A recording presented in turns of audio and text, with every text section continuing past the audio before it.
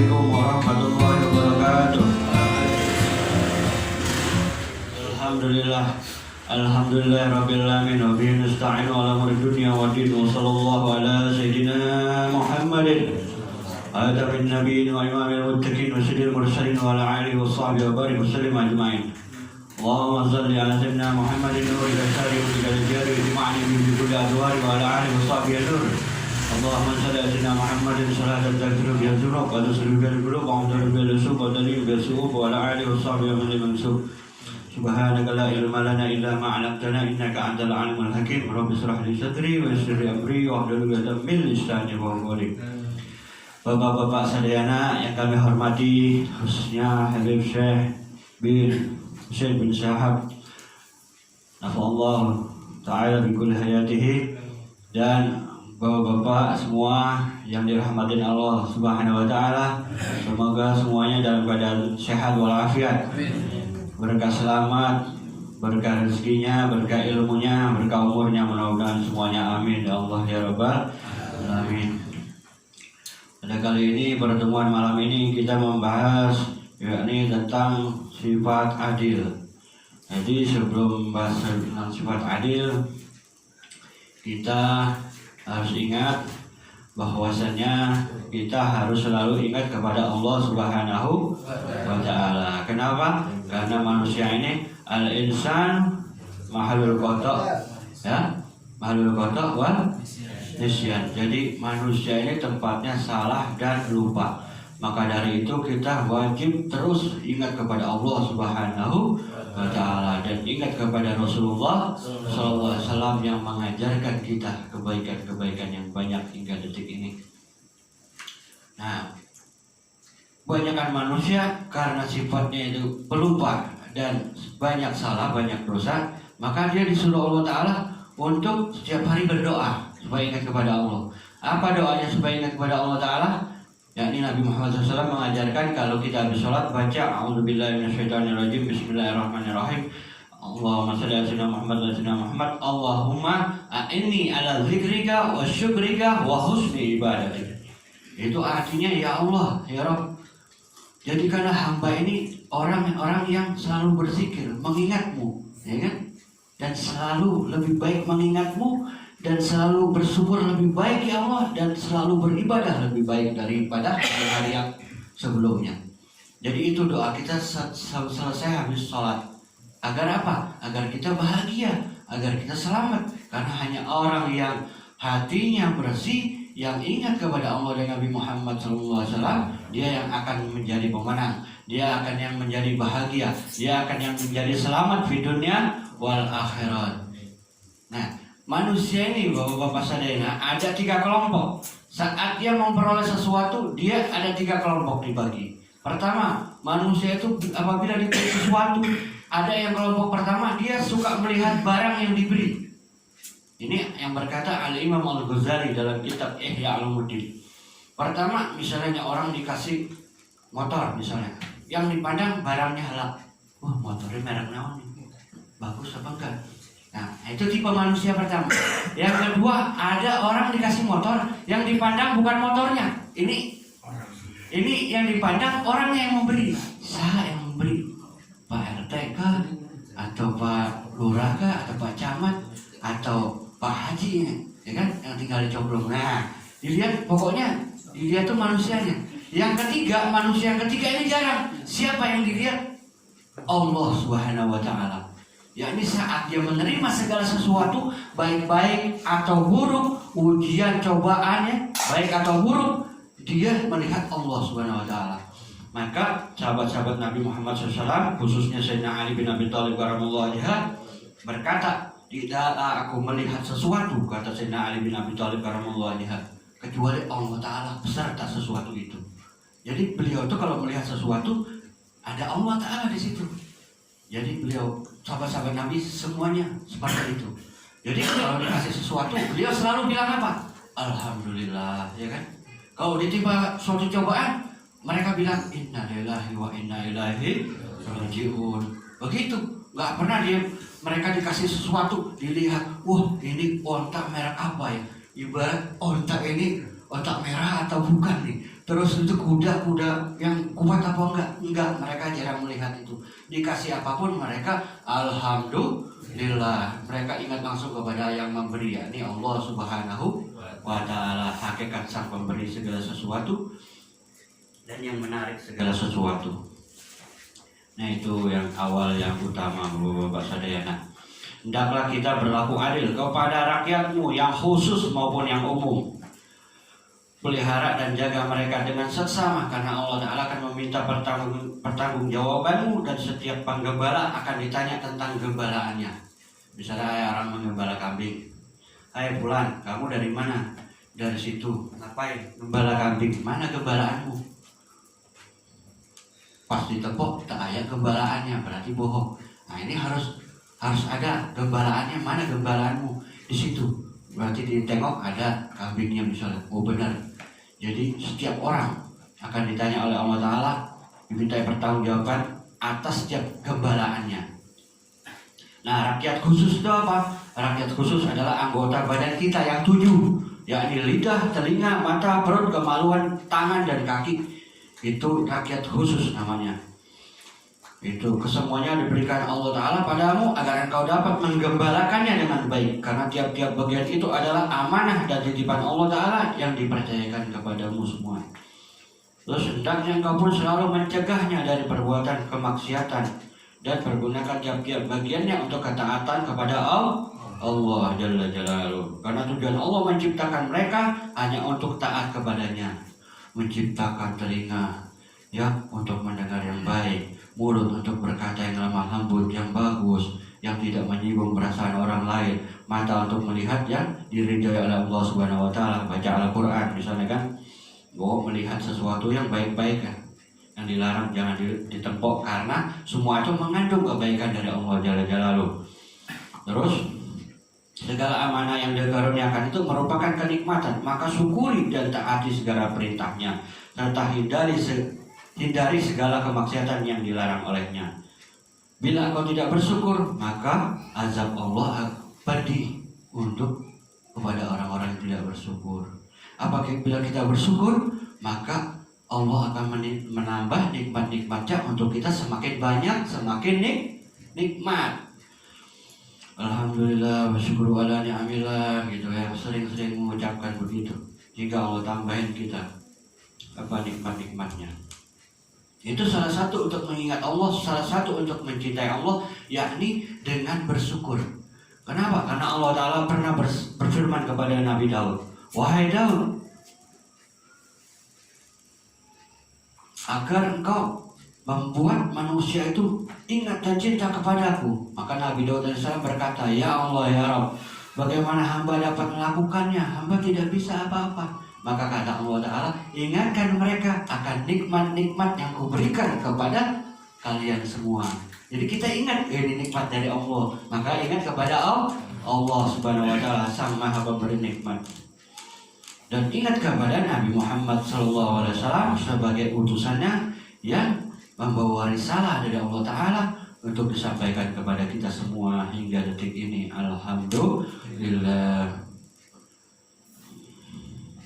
Jadi kalau kita maksain diri agar panca indera kita tunduk taat kepada Allah, niscaya kau tak akan mampu bermaksiat, dan tak setiap anggota tubuhmu akan selalu mengingatkanmu. Jadi kalau kita paksa, dia akan ngomong nih tubuh. Ngomongnya bukan langsung ini misalnya tangan begini, bukan.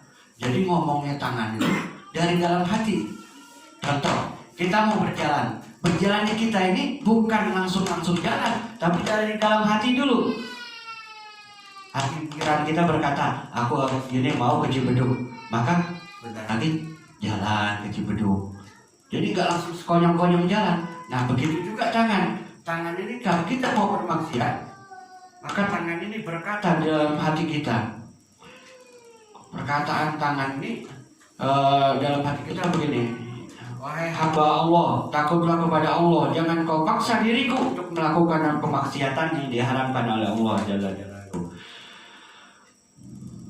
Nah, tetapi apabila kita tetap melakukan maksiat, maka itu tangan ngadu. Ya Allah, ya Rabb, sesungguhnya kami telah melarangnya, tetapi hamba-Mu tersebut senantiasa tak mendengar dan tak menghiraukannya. Maka kami pun bertanggung jawab atas perbuatannya itu. Maka kami pun tak mau bertanggung jawab atas perbuatannya itu. Kelak di akhirat ketika giliran kita dihadapkan di depan pengadilan Allah, maka mereka yang akan menjadi saksi atas segala tindakanmu, baik dan buruk, dan kau pun tak akan mampu mengelak dan mengingkarinya. Karena di hari itu harta dan anak-anak tak berguna lagi kecuali orang-orang yang menghadap Allah dengan hati yang bersih, qalbun salim, dengan hati yang bersih. Rakyat umum kita pertama harus adil terhadap rakyat khusus, yakni panca indera kita. Kedua, rakyat umum. Rakyat umum di sini ialah orang-orang yang berada dalam kekuasaan dan tanggung jawab kita, yaitu anak-anak dan istri kita dan hamba-hamba sahayamu atau pembantu-pembantu kita. Kita harus bertindak adil. Ya, kewajiban kita ialah menunjukkan, membimbing mereka dalam menunaikan kewajiban dan ketaatan serta menjauhi segala keharaman dan kemaksiatan. Jangan sekali-kali kau membiarkan mereka meninggalkan kewajiban dan menjalankan keharaman. Ajaklah mereka ke arah kejayaan, kebahagiaan dunia wal akhirat. Sempurnakan pendidikan mereka dan jangan kau tanamkan rasa cinta dunia dan kelezatannya. Jangan kita tanamkan bapak-bapak, anak-anak istri kita untuk cinta dunia. Jangan.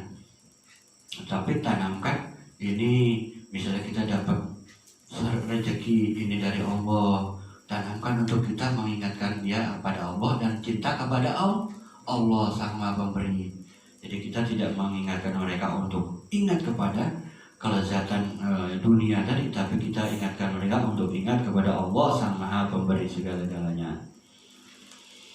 Lalu engkau harus bersikap adil dan bijaksana terhadap keluargamu dan memberikan hak-hak mereka seperti nafkah, pakaian, keharmonisan rumah tangga, serta menghalau kesewenang-wenangan mereka terhadap anggota keluarga yang lainnya. Misalnya ada keluarga kita mau mengganggu tetangga-tetangga kita halau. Nah, jangan, itu tetangga kita, saudara kita, meskipun dia beda agama, kita halau. Nah, apabila kita orang beda agama, nggak salah apa-apa kita ganggu, kita yang masuk neraka. Naudzubillah min dzalik. Jadi Rasulullah SAW mengajarkan sangat terbaik, nggak ada duanya ajaran Nabi Muhammad SAW. Nabi kita tercinta ini sangat-sangat mulia, dan kita dapat sampai kepada Allah Jalla Jalaluhu dengan akhlakul karimah yang diajarkan Nabi besar Nabi Muhammad SAW. Wala umiru illa ya'budullaha mukhlisina lahuddin. Kata Allah nih, dan aku tidak perintahkan kalian melakukan apapun kecuali aku memerintahkan kepada kalian semua untuk beribadah, untuk mengenal, untuk menyembahku dengan tulus ikhlas. Nah, tulus ikhlas ini kata kuncinya bapak-bapak sadayana. Tulus ikhlas ini adalah akhlakul karimah, akhlak yang baik, yang terbaik. Inilah yang sampai kepada Allah Jalla Jalaluhu, membuat seseorang tersebut mempunyai, insya Allah mempunyai hati yang bersih, hatinya tidak kotor, artinya hatinya tidak ada embel-embel dunia di dalam hatinya. Hatinya cukup hanya untuk Allah Jalla Jalaluhu dan Nabi Muhammad SAW. Sedangkan dunia-dunia ini di kantong-kantongnya saja, seperlunya saja, dipakai pada yang perlu-perlu saja. Paling di ATM atau di bawah bantal itu hanya seperlunya aja. Saat perlu pakai, saat itu nggak perlu taruh. Nah, saat perlu bagikan, saat nggak perlu taruh. Ya jangan ditaruh dunia itu di dalam hati kita. Dalik sampai dunia itu di hati kita, maka hati kita puek, sulit menerima kebenaran, sulit menerima ilmu dari Allah Subhanahu wa Ta'ala.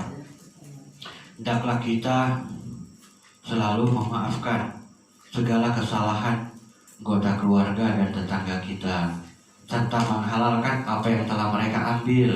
Misalnya mereka ngambil pepaya kita tahu, kita lihat, oh udah kita maafin, baru pepaya, ya kan? Kalau di akhirat kau pun akan memperoleh pahala yang setimpal dengan perbuatanmu itu. Nabi Muhammad SAW bersabda, pernah ditanya oleh para sahabat, berapa kesalahan yang wajib kami ampuni terhadap hamba saya, terhadap pembantu-pembantu kami. Nabi menjawab 70 kesalahan. Tetapi ingat, pemberian maaf yang diberikan pada mereka ialah segala sesuatu yang berhubungan dengan hak-hak pribadimu. Sedangkan untuk hak Allah tak ada keringanan dan ampunan yang patut engkau berikan.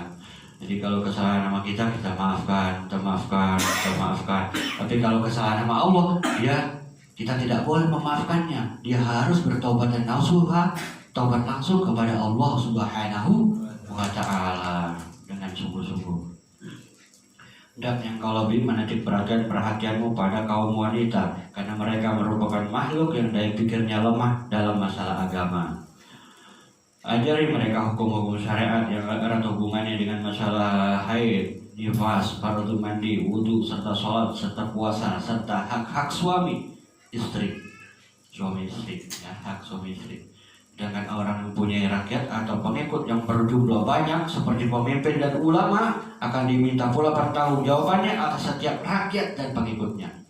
Allah Ta'ala berfirman, A'udzubillahi minasyaitonirrajim, Bismillahirrahmanirrahim, Innallaha ya'muru bil 'adli wal ihsan. Artinya sesungguhnya Allah Ta'ala menyuruh bersikap adil dan berbuat baik. Al-Quran surat An-Nahl ayat 90.